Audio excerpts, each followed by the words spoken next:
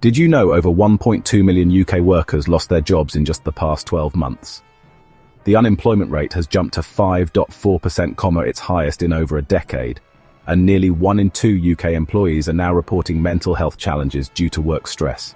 This isn't just a phase, this is a jobs crisis, and these aren't just numbers. They're warning signs. The UK job market is collapsing under the weight of automation, economic instability, and policy failures. And if you think your job is safe, think again. In this video, we'll break down the 10 real reasons why the UK job market is falling apart in 2025, and what it means for you. Whether you're employed, looking, or just worried about the future, this is a must-watch. Let's dive in. Something massive is happening right now in the UK job market, and most people don't even see it coming. The brutal reality of UK job market.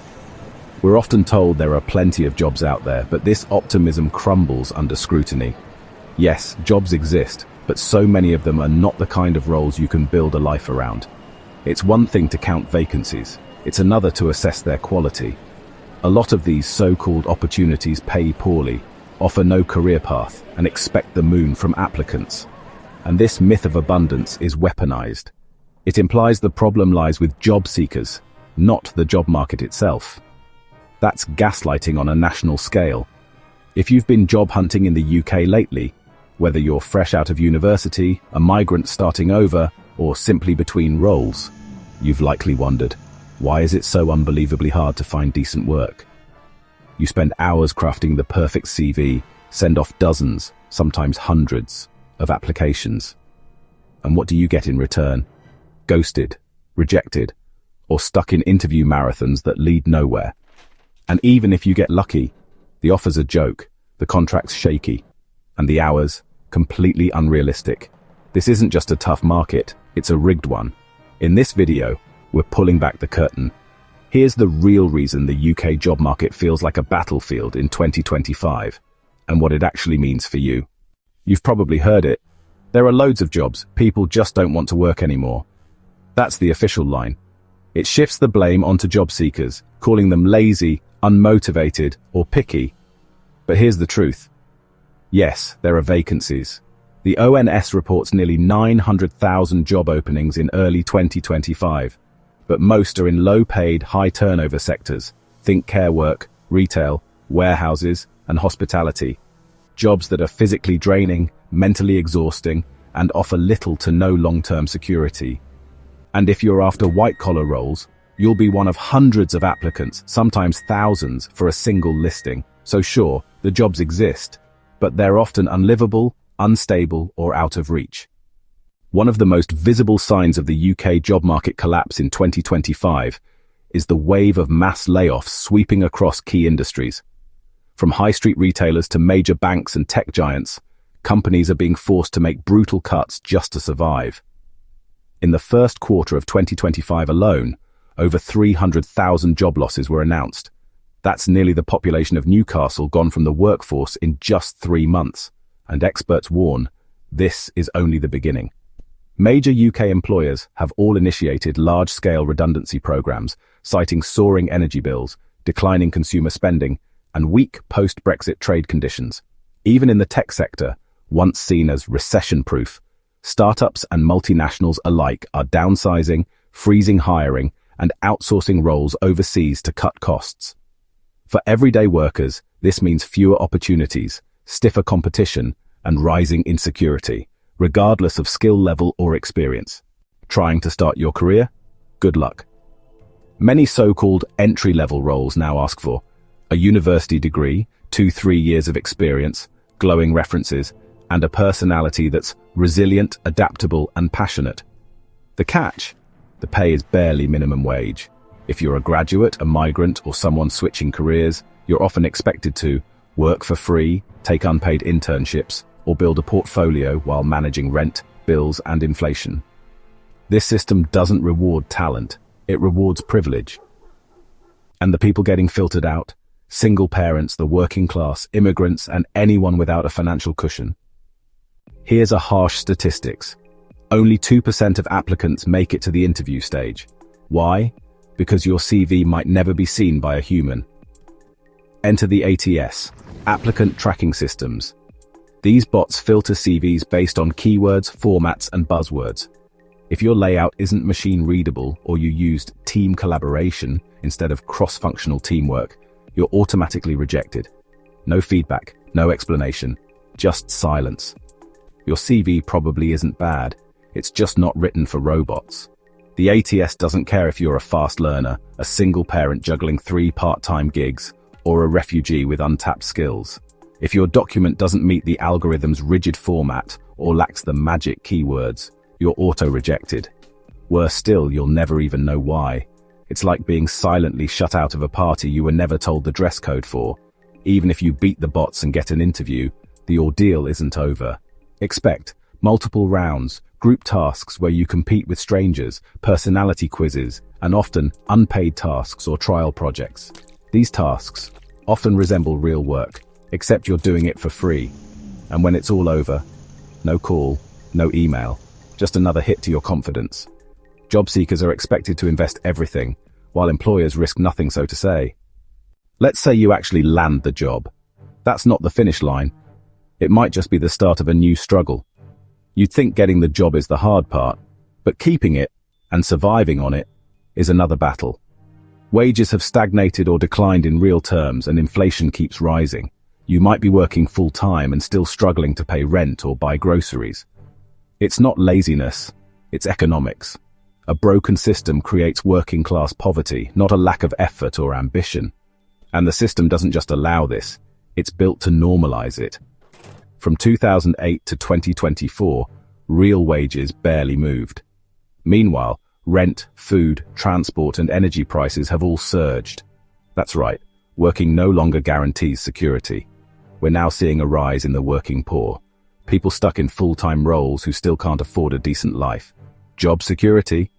That's now a luxury.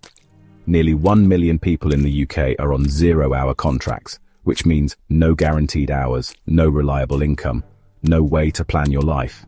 Then there's agency work and the gig economy. Uber, Deliveroo, TaskRabbit. They sell flexibility, but deliver instability. Most gig workers earn below the minimum wage once expenses are deducted. Job security, that's now a luxury. Stable, long-term jobs used to be the norm. Now they're a luxury. Many workers live week to week, not knowing if they'll get enough shifts to make rent. 0-hour contracts are legal limbo. You're employed, but with none of the benefits. Employers like this model because it gives them flexibility, but it's workers who carry all the unpredictability. Try planning a future, or even a holiday, when your hours can vanish overnight. Nearly 1 million people in the UK are on 0-hour contracts, which means no guaranteed hours, no reliable income, no way to plan your life. Then there's agency work and the gig economy. Uber, Deliveroo, TaskRabbit. They sell flexibility, but deliver instability. Most gig workers earn below the minimum wage once expenses are deducted. Today's job ads want degrees for positions that used to require just common sense and on-the-job training. In some cases, even a master's isn't enough. You're expected to bring qualifications and experience and personality, and accept a salary that barely covers your student loan repayment. It's not about building a better workforce. It's about narrowing the pool until only the most privileged and desperate remain. Once, a degree opened doors. Now, it's often just the bare minimum. Jobs that once needed A-levels now want a bachelor's. Jobs that accepted bachelor's degrees now demand a master's. This isn't about better skills. It's about employers having too many options and raising the bar just because they can. And guess who pays? You do, with your time, tuition, and mental health. Even when you land the job, you may only use 20% of your education and 80% of your willpower. Let's be real. The UK job market isn't a meritocracy. If your name doesn't sound British, your CV may be ignored. This isn't just anecdotal. There's data to back it up. If your name isn't Anglo-sounding, if you're over 50, or if your accent signals a working-class background, your application might get tossed before you even get a shot. Employers claim to support diversity, but hiring practices often reveal unconscious, or very conscious, bias. And the most frustrating part, it's almost impossible to prove. Studies show applicants with ethnic minority names must send 60% more applications to get the same results. If you're over 50, you're often seen as overqualified, outdated, or too expensive. Even your accent matters. Working class or regional accents are still judged unfairly in interviews. Bias is alive and well, and it's costing people real opportunities. In today's job market, desperation is the default. Employers know this and exploit it. Why offer training when you can hire someone who's already done the job elsewhere? Why provide benefits when there's always someone else willing to work without them? The system has become so lopsided that many companies now operate on a burn and churn model. Squeeze as much as possible from workers, then replace them when they collapse. Why offer better pay when workers will settle for less? Why invest in training when you can find someone who's already trained? Why improve conditions when there's always another desperate applicant? The UK job market is skewed in favor of employers, and job seekers are being left to sink or swim. So if you're out there struggling, getting ghosted, rejected, or stuck in unstable work, it's not your fault. This system was never designed to support everyone equally. But real change starts with telling the truth. We need jobs that offer dignity, not just desperation. A real living wage, secure contracts, fair hiring, and a job market that values people over profit. Until then, the UK job market will remain a battlefield. But if you're in it, you're not alone. Keep pushing, keep questioning, keep speaking out. Because the more we talk about it, the harder it becomes for anyone to pretend it's not broken. So, what have we uncovered about job hunting in the UK? It's tougher than anyone admits. Behind every application is a person facing faceless algorithms, endless interviews, and expectations that rarely match reality. The promise of opportunity is often just that. A promise, not a guarantee. Entry-level jobs demand senior-level experience, while pay and security lag far behind. Even with a degree, many find doors remain firmly shut, thanks to unconscious bias and systemic barriers. Yet none of this is your fault. The challenges you face are rooted in a system that too often puts profits over people. But remember, your struggle is not invisible, and you are not alone. Every rejection, every setback, is a shared experience with thousands of others navigating the same storm. But there is hope. By staying informed, supporting one another, and demanding fairer treatment, we can push for change. Your voice matters. Your resilience is strength. The UK job market may be a battlefield, but together, we can work towards a future where dignity, fairness, and opportunity are the norm, not the exception. Yes, the UK job market is changing. Fast, ruthlessly, without warning. But here's the truth. Crisis creates opportunity. If you adapt, if you learn, if you stay ahead of the curve, you won't just survive, you'll thrive. Now you know the UK job market isn't just struggling, it's transforming. If you're feeling the pressure, you're not alone. The best defense is staying informed, upskilled, and ready to pivot when opportunity knocks. Let's talk. Have you been affected by layoffs, unstable jobs, or burnout? Share your story in the comments. Your experience might help someone else. And if you found this helpful, hit that like button, subscribe, and turn on notifications. We've got more honest insights and updates coming your way.